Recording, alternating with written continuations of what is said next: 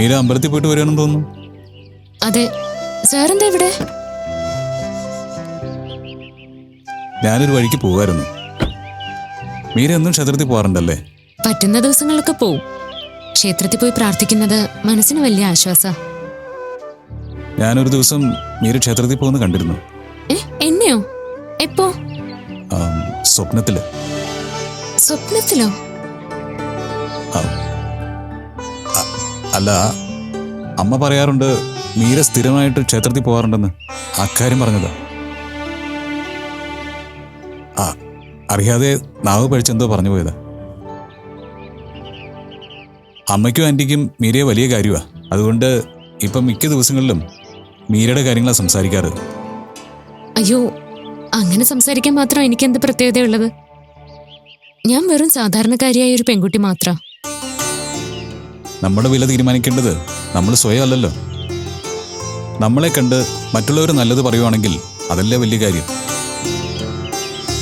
അല്ലാതെ സ്വയം ഞാൻ വലിയ ആളാണെന്ന് പറയുന്നതിൽ എന്തർത്ഥമാണ് ഉള്ളത്? അവിടെയാണ് മീരയുടെ വിജയം. ഞാൻ അറിഞ്ഞിടത്തോളം മീരയെക്കുറിച്ച് എല്ലാവർക്കും ഒരേ അഭിപ്രായം. അതെന്റെ മിടുക്കൊന്നും അല്ല സർ, എല്ലാം ഭഗവാന്റെ അനുഗ്രഹം. മീര വരൂ, ഞാൻ വീട്ടിലേക്ക് ഡ്രോപ്പ് ചെയ്യാം. വേണ്ട സർ, ഞാൻ പോയിക്കോളാം. സാർ വെറുതെ ബുദ്ധിമുട്ടണ്ട. എന്ത് ബുദ്ധിമുട്ട്? അല്ലെങ്കിലും എനിക്ക് മീരയുടെ അച്ഛനെ ഒന്ന് കാണേണ്ട ആവശ്യമുണ്ടായിരുന്നു. അച്ഛനെ കാണുന്ന എന്തിനാ?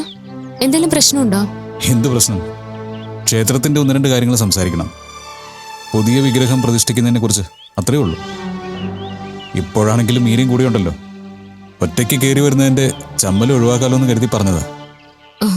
പെട്ടെന്ന് ക്ഷേത്രക്കാരെന്ന് പറഞ്ഞപ്പോ ചെറുതായിട്ടൊന്ന് പേടിച്ചു. അതിനെന്തിനാ പേടിക്കുന്നത്?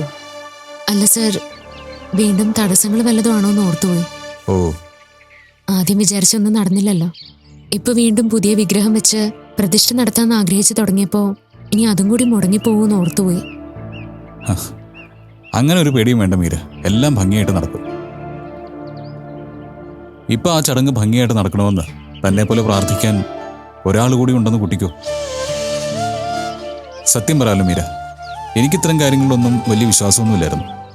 പക്ഷേ ഇപ്പൊ തൻ്റെ ഈ ആത്മാർത്ഥത കാണുമ്പോൾ എല്ലാം ഭംഗിയായിട്ട് നടക്കണമെന്ന് ഞാനും അറിയാതെ പ്രാർത്ഥിച്ചു പോവുക.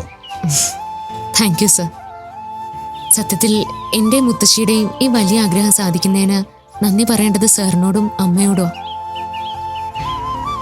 നിങ്ങൾ ആ ക്ഷേത്രം വിട്ടുതരാനും അവിടെ പ്രതിഷ്ഠ നടത്താനും തയ്യാറായില്ലായിരുന്നെങ്കിൽ എന്ത് ചെയ്തേനെ? അയ്യോ, ഞങ്ങൾ അങ്ങനെ ഗ്രേറ്റ് ഒന്നും ആക്കണ്ട. നിങ്ങളുടെയൊക്കെ ആത്മാർത്ഥ പ്രയത്നത്തിന് മുന്നിൽ ഞങ്ങൾ ചെയ്തത് നിസ്സാര കാര്യമാണ്. അങ്ങനെയല്ല സർ, നിങ്ങളെപ്പോലുള്ള ബിസിനസ്സുകാര് സാധാരണ അവരുടെ ലാഭം മാത്രമേ നോക്കൂ. പക്ഷേ സാർ അങ്ങനെയല്ല ചെയ്തത്.